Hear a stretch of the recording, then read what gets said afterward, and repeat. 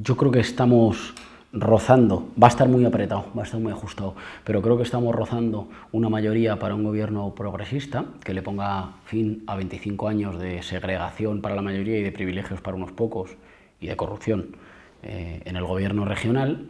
Creo que las mayorías para transformar el estatuto son algo más amplias y que ahí tenemos que hacer más trabajo para convencer a todo el mundo de que seguramente la siguiente fase, digamos, como de evolución constitucional en nuestro país pasa por la constitucionalización de los derechos sociales, y eso es fundamentalmente los estatutos de autonomía. En realidad es volver a ser una comunidad, y para eso yo creo que un estatuto de autonomía diseñado para una comunidad autónoma un poco sui generis y mucha identidad propia regional, nosotros tenemos que construir una identidad de pueblo en Madrid, y no la vamos a construir sobre, digamos, peculiaridades que nos diferencian de otros, sino sobre la base de los derechos sociales. Ser madrileño es pertenecer a una comunidad que cuida de los suyos, que tiene capacidad de asegurar la igualdad de oportunidades. Yo creo que hay que reconocer que la cuestión territorial o la cuestión plurinacional en España tiene como dos vías de solución, ¿no? En lo cultural y en lo identitario, lo plurinacional, o el reconocimiento de la plurinacionalidad, es decir, una patria que se conforma de diferentes naciones que quieren vivir juntas, que deciden un proyecto de futuro, y en lo que tiene que ver con el modelo de competencias, avanzar hacia una mayor capacidad de las comunidades autónomas de prestar protección social.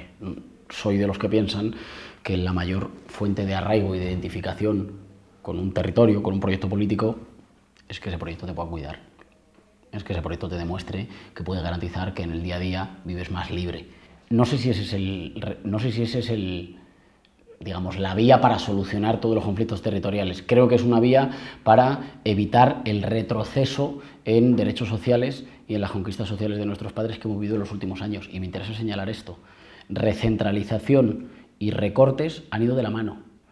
Ha sido en realidad un mismo proyecto, el mismo proyecto que privatizaba, que recortaba derechos sociales, que golpeaba a las mayorías, al mismo tiempo asfixiaba a los ayuntamientos e intentaba dejar a las comunidades autónomas como unos entes en realidad, digamos, secundarios o subordinados. Y hay que recordarlo, en nuestro país la descentralización y el avance en derechos sociales han sido siempre el mismo camino, han sido dos caminos que han caminado siempre paralelos. Y por tanto yo creo que hay que volver a fortalecer las competencias autonómicas, dotándolas también de los recursos para poderles hacer frente. Las comunidades autónomas son quienes sostienen el grueso del estado del bienestar, o de lo que queda de los jirones del estado del bienestar. Bueno, pues blindar esas competencias e incluir derechos de nueva generación en los estatutos es una garantía también, ¿no?, de la posibilidad de una vida mínimamente feliz o mínimamente sin miedo. No sé si eso resuelve todas las dificultades que en el caso, por ejemplo, de Cataluña van a requerir diálogo, empatía y seguramente tiempo. Tengo que reconocer que, claro, me lo preguntas justo en campaña y estoy, digamos, como centrado en la cuestión de la reconstrucción de la Comunidad de Madrid, pero me gustaría una Comunidad de Madrid que fuera más amigable y más motor de diálogo en España con el resto de pueblos. Me gustaría una Comunidad de Madrid que no insultara y que, sin embargo, tendiera puentes. Me ha gustado el ejemplo de la hermandad entre las ciudades de Madrid y de Barcelona durante estos años, y me hubiera gustado una Comunidad de Madrid que no entendiera que ser madrileño sea insultar a otros pueblos de España, sino que entienda que ser madrileño es amar el conjunto de la tierra de Madrid, todas y cada una de las ciudades y de los municipios, no como ha hecho el Partido Popular, que se ha ocupado fundamentalmente de un solo eje, en realidad donde viven ellos y para los que gobiernan, y al mismo tiempo, pues que Madrid pudiera ser, ya digo, que Madrid pudiera ser un motor de fraternidad. Así que nosotros hemos decidido que queremos que Madrid lidere la transición ecológica de nuestra economía en España. Creemos que tiene muchas condiciones para hacerlo. Nos hemos inspirado y nos ha parecido muy inspirador el Green New Deal que ha popularizado, que no es solo suyo, pero que ha popularizado la senadora estadounidense Alexandria Ocasio-Cortez. Y creemos que enfrentar la crisis ecológica es una urgencia, pero también es una oportunidad. Es una oportunidad para hacer una transformación de nuestra economía que cierre las brechas sociales y que nos permita crecer y desarrollarnos de otra forma. ¿Por qué? Porque queremos, y estas son las cosas más importantes, y lo queremos centrar en el sur, con un cinturón verde en el sur, produciendo una revolución industrial verde en el sur de Madrid. ¿En qué sectores? En el sector de la producción de energías limpias, de energías alternativas. Es una cosa absurda que haya países como Inglaterra o como Alemania que produzcan más energía solar y más energía fotovoltaica que nosotros, teniendo muchas peores condiciones. Queremos tener la capacidad de producir mucha más energía para asegurar el abastecimiento de los hogares, para asegurar la conservación del medio ambiente y como palanca para generar empleos. Incluso la OCDE ha dicho que la economía verde va a ser seguramente el yacimiento laboral más importante de los próximos años. Bueno, pues yo no quiero que lleguemos tarde. Y para que no lleguemos tarde necesitamos una comunidad autónoma y un Estado que emprenda, que abra líneas de negocio que a lo mejor tarda 1 año, 2 en que sean rentables, pero por eso necesitamos un impulso público fuerte. Porque si no hay ese impulso, la economía de Madrid se puede seguir concentrando solo en el sector inmobiliario, en el sector servicios en precario y en la hostelería, digamos, de bajos salarios y de bajo valor añadido. Ese no es un modelo económico, eso es un modelo de subdesarrollo, de pelotazo, de low cost. Bueno, Madrid no tiene que competir por ahí, tiene que competir por arriba. Yo creo que hoy estamos mucho mejor de lo que decía ya ese CIS. Lo digo porque es que yo aspiro a ser el presidente de la Comunidad de Madrid.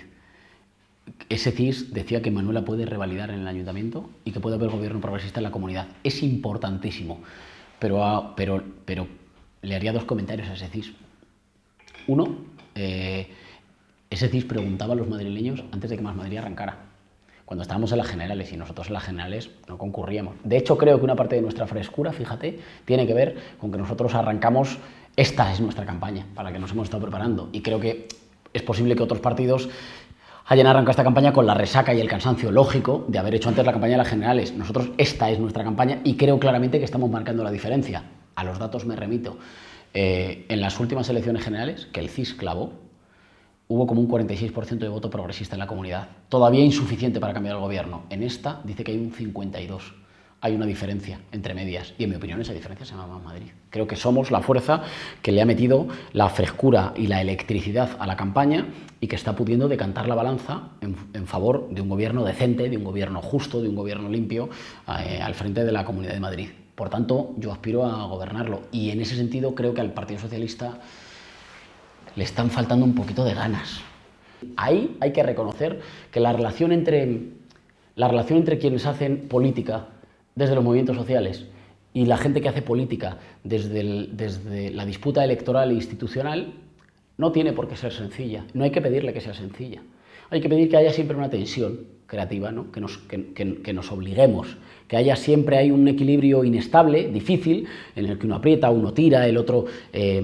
Seguramente porque nosotros en la disputa institucional y electoral tenemos las miras un poco más cortas, estamos pensando en la próxima legislatura, y alguien que está en un trabajo de más largo recorrido, de sembrar, de trabajar en lo social, se puede plantear ir expandiendo el horizonte.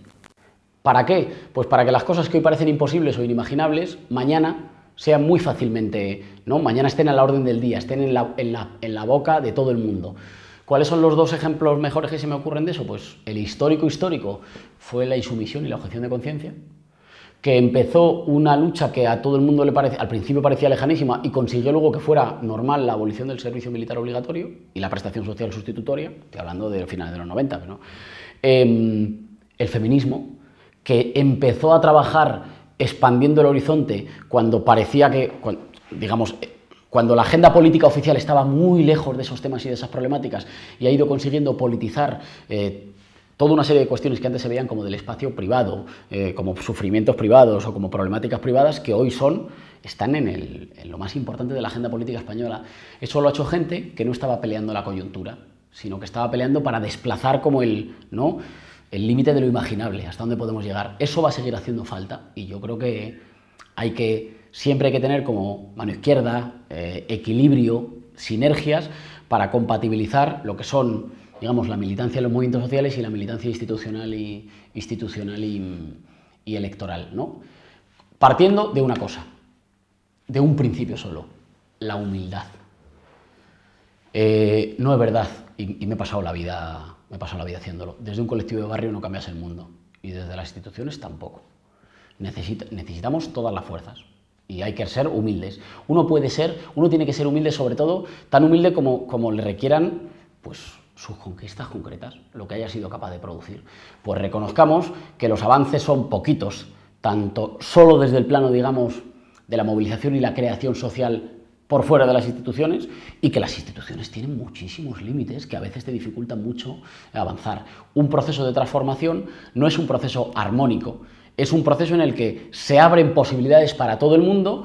Desde las instituciones se garantizan derechos, se desmercantilizan relaciones sociales, se conquistan, digamos, nuevas posiciones que le hacen que la gente viva con menos miedo y, por tanto, que tenga más posibilidades, más tiempo libre, más recursos para organizarse y lanzar, ¿no?, una pelea por nuevos derechos. ¿Qué es lo mayor que le ha aportado Manuela al espacio del cambio político? O Xulio, en Coruña, por ponerte varios ejemplos. ¿Qué es lo mayor que le han aportado? Pues los dos tienen reflexiones muy valiosas que aportar, pero lo más valioso que han aportado no han sido reflexiones, han sido ejemplos. Han sido casos concretos que permiten que cuando hoy alguien se presenta a candidato en, qué sé yo, Alcorcón, en Leganés, pueda decir, no, yo lo voy a hacer con la misma eficacia, con la misma garantía y con el mismo orden que lo están haciendo estos compañeros.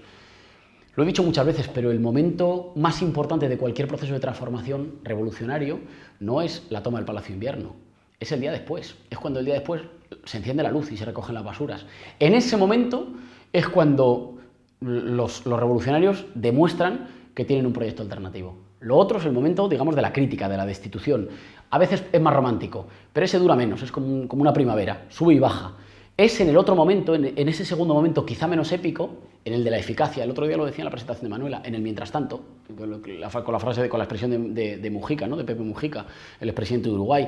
Es en ese momento cuando se demuestra que nosotros no somos portadores de una crítica a los poderosos, sino que somos portadores de una alternativa, que nosotros somos capaces de poner orden, de garantizar que no haya madrileños de primera y de segunda, de hacer que la economía funcione mejor porque incluye, porque la desigualdad es un lastre también para el funcionamiento de la economía, de garantizar que los retos de futuro los encaramos mejor, porque tenemos gobiernos que saben prever. Esa es la mayor aportación a que haya un espacio del cambio sólido, fuerte, que tenga ejemplos, que le pueda decir a la gente en toda España, mirad, yo lo quiero hacer como lo están haciendo en Madrid. Y es lo que quiero que sea mi aportación. Digamos, si va a haber un debate, si va a haber un paraguas, yo no sé cómo será esa forma.